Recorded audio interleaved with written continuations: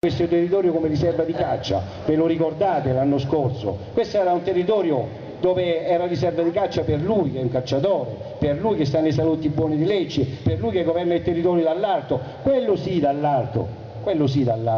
perché per il resto ci incontriamo tutti i giorni, parliamo tutti i giorni, scherziamo tutti i giorni e qualche nostro generale viene a prendere il caffè anche nel bar qua a Salvo. Sì, come tutti noi.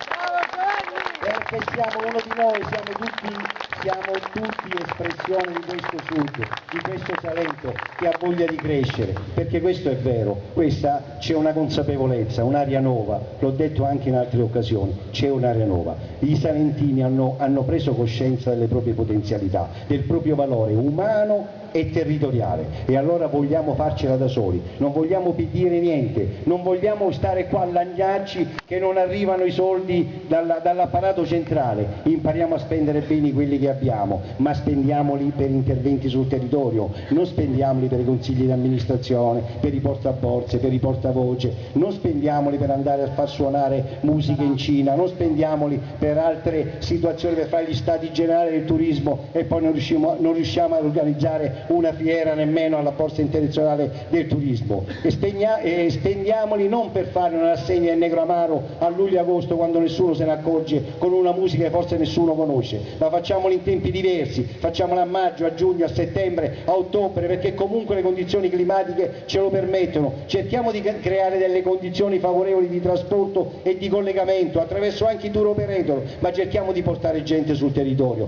cerchiamo di recuperare il patrimonio che abbiamo, il patrimonio architettonico, rurale, masserie, per creare un albergo diffuso in un parco, comunque nel rispetto del territorio, ma muoviamoci, perché l'industria del turismo è l'industria più grande che c'è nel mondo, ma un'industria che ha tanta concorrenza, e questo è un treno che potrebbe passarsi e non fermarsi, e quando è passato questo treno, come dicevo ieri sera, noi poi comunque scontiamo un processo di emigrazione che questa volta è letale, perché ve l'avevo detto, quel processo che c'è stato negli anni 50 e 60, comunque con tutti i disagi, le difficoltà, i problemi, ha portato un intervento economico nel nostro territorio. Adesso i giovani vanno via e vanno via per sempre, perdiamo le intelligenze, le umanità e anche le idee fresche e le potenzialità dei giovani. Con questo dobbiamo misurarsi, non con le bassette comunque di un dibattito che rimane dal cassonetto e non so che altro, con questo dobbiamo comunque confrontarci in un contesto provinciale, perché il Salento può essere una regione che può essere rappresentativa e importante nel mondo, di questo dobbiamo renderci conto, perché comunque abbiamo bisogno di un marchio Salento da veicolare nel mondo, perché abbiamo comunque le potenzialità per essere un punto di riferimento nel settore turistico nel mondo. È con questo che ci dobbiamo confrontare giornalmente, ed è per questo che noi dobbiamo impegnarci a dare una svolta a questo governo,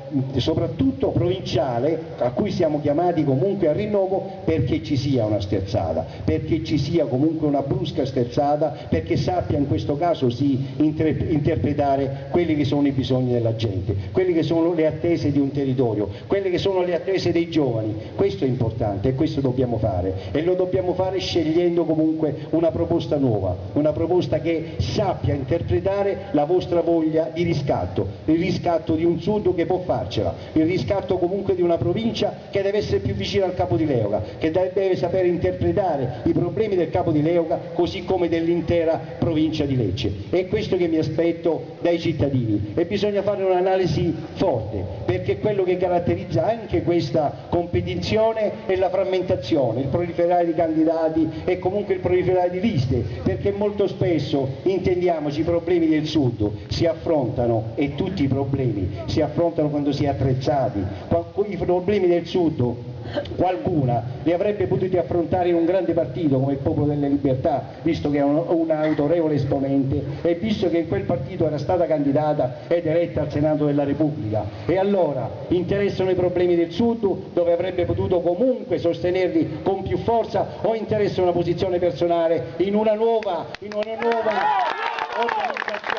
organizzazione politica che serve a soddisfare sicuramente una propria posizione personale e non i problemi dei cittadini. E allora, signori, io vi invito a fare un'analisi veramente approfondita, perché questo territorio, e questa è la sfida più importante, possa avere un suo rappresentante. Non ha importanza chi sia, almeno per me, non ha importanza.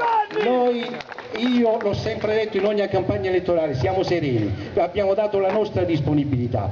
comunque siamo disponibili al vostro giudizio e il vostro giudizio dovrà essere solo uno, quello di portare un rappresentante del capo di Leoga in seno al Consiglio provinciale, perché sarebbe un delitto che questo collegio non avesse un rappresentante in quel contesto, perché possa contare e possa veramente avere un percorso di crescita, che possa essere rappresentato ai massimi livelli. Questo è lo sforzo che bisogna fare e sono sicuro che lo faremo insieme, lo faremo comunque con una valutazione approfondita e qualunque sarà il ruolo che mi affiderete io sarò sempre uno di voi, sarò una persona al servizio di questa comunità, sarò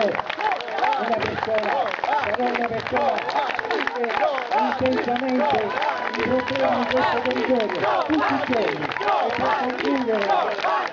E per concludere voglio spendere la parola per l'amico Raffaele Baldassarre, che è stato il nostro portavoce in Consiglio provinciale per 5 anni, una grande persona, un amico che viene a prendere il caffè con noi qua perché è espressione di noi, è candidato nelle liste europee, nella scheda arancione, oltre alla croce sul simbolo il Popolo della Libertà scrivete Baldassarre, sarà bravo a rappresentarvi nel migliore dei modi e comunque noi saremo, io per primo sarò sempre al vostro servizio e sono onorato del vostro affetto, della vostra considerazione e sono partecipe della festa di tutti i cittadini.